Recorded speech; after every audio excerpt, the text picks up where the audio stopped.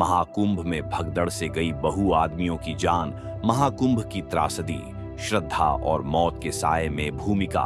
महाकुंभ मेला, जिसे दुनिया का सबसे बड़ा धार्मिक आयोजन माना जाता है, हर बार करोड़ों श्रद्धालुओं को आकर्षित करता है।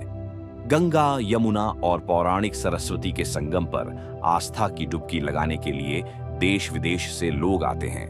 परंतु जब आस्था की भीड़ अनियंत्रित हो जाए तो यह भक्ति का पर्व एक भयावह त्रासदी में भी बदल सकता है। इस कहानी में हम एक ऐसे ही महाकुंभ मेले में हुई भगदड़ की घटना का चित्रण करेंगे, जिसमें श्रद्धा, अव्यवस्था, पीड़ा और मानवीय संघर्ष की झलक मिलेगी। अध्याय 1, श्रद्धा का महासंगम, साल 2013, प्रयागराज, तत्कालीन इलाहाबाद। माघ महीने की पौष पूर्णिमा का दिन था और लाखों श्रद्धालु गंगा स्नान के लिए हर की पैड़ी और संगम के घाटों पर उमड़े हुए थे। इस बार का महाकुंभ ऐतिहासिक था। सरकार के अनुमान के अनुसार लगभग 10 करोड़ से अधिक लोग अलग अलग दिनों में इस आयोजन में शामिल होने वाले थे। अलका देवी अपने परिवार के साथ वाराणसी से आई थी। उनके साथ उनके पति सुरेश, 12 साल का बेटा आदित्य और 8 साल की बेटी पायल भी थे। अलका की बूढ़ी मां सावित्री देवी भी उनके साथ आई थी। उनके परिवार की तरह लाखों लोग बस, ट्रेन और पैदल यात्रा करके महाकुंभ पहुंचे थे। महाकुंभ का दृश्य किसी भव्य उत्सव से कम नहीं था। जहां तक नजर जाती वहां तंबुओं का शहर बसा था। साधु संतों की अलग अलग अखाड़े अपनी धुनी रमाए हुए थे। भक्तों के कीर्तन, मंत्रोच्चारण और भजन कीर्तन से पूरा इलाका भक्तिमय था। बस एक डुबकी लगा लें, मां गंगा सब पाप धो देंगी, अलका ने अपने बेटे आदित्य से कहा। अध्याय 2, मौत की आहट। श्रद्धालुओं की भीड़ हर तरफ थी। प्रशासन ने इंतजाम तो किए थे, लेकिन इतने बड़े जनसैलाब के आगे वे भी कमजोर पड़ गए। सबसे ज्यादा भीड़ संगम के मुख्य स्नान घाट पर थी। सुरक्षा के लिए लगाए गए बैरिकेड्स धक्का मुक्की में टूटने लगे थे।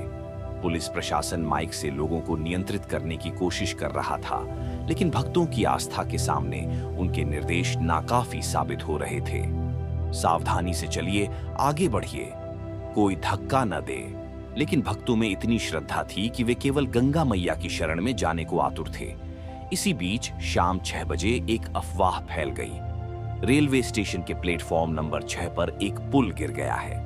अध्याय 3, भगदड़ की शुरुआत। रेलवे स्टेशन पर श्रद्धालुओं की संख्या पहले से ही हजारों में थी। यह अफवाह जंगल की आग की तरह फैली। किसी ने कहा कि ऊपर से बिजली का तार टूट गया है, तो किसी ने चिल्लाया कि पुल गिर गया है। बस फिर क्या था, लोगों में भगदड़ मच गई। हर कोई पहले निकलना चाहता था। धक्का मुक्की शुरू हो गई। कुछ बच्चे, बुजुर्ग और महिलाएं जमीन पर गिर गए। अलका का परिवार भी इसी भीड़ में फंस गया था। आदित्य, मेरा हाथ मत छोड़ना, अलका ने बेटे को कसकर पकड़ा। लेकिन भगदड़ इतनी भयानक थी कि लोगों ने अलका को धक्का दे दिया और वह अपनी बूढ़ी मां से अलग हो गई। बच्चे अलग दिशा में बिखर गए। चारों तरफ चीख पुकार मच गई।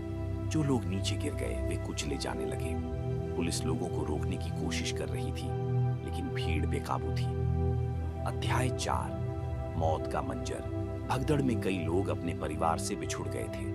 रेलवे स्टेशन के बाहर लाशों के ढेर लग चुके थे। घायल लोगों की दर्द भरी चीखें माहौल को और भी डरावना बना रही थीं। अस्पतालों में बेड कम पड़ गए। अलका फर्श पर गिरी हुई थी। उसके सिर से खून बह रहा था। कुछ ही दूरी पर उसका बेटा आदित्य जमीन पर बेसुध पड़ा था। भीड़ ने उसे कुचल दिया था। सावित्री देवी की सांसें थम चुकी थी। पायल कहीं नजर नहीं आ रही थी। अध्याय 5, प्रशासन की नाकामी। घायलों को अस्पताल भेजा गया, लेकिन काफी देर हो चुकी थी।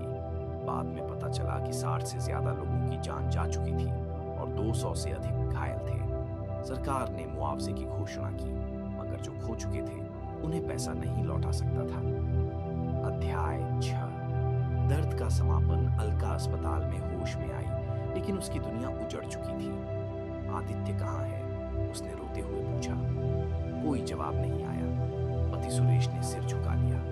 पायल अब भी लापता थी। अलका को विश्वास नहीं हो रहा था कि जो परिवार कुछ घंटे पहले हंसते हुए गंगा स्नान करने आया था, वह अब मौत के साए में डूब चुका था।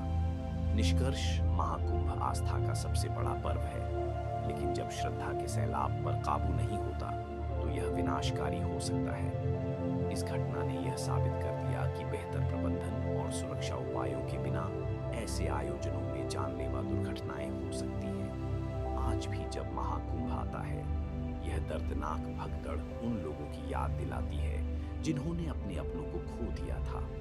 श्रद्धा हो मगर सतर्कता भी हो।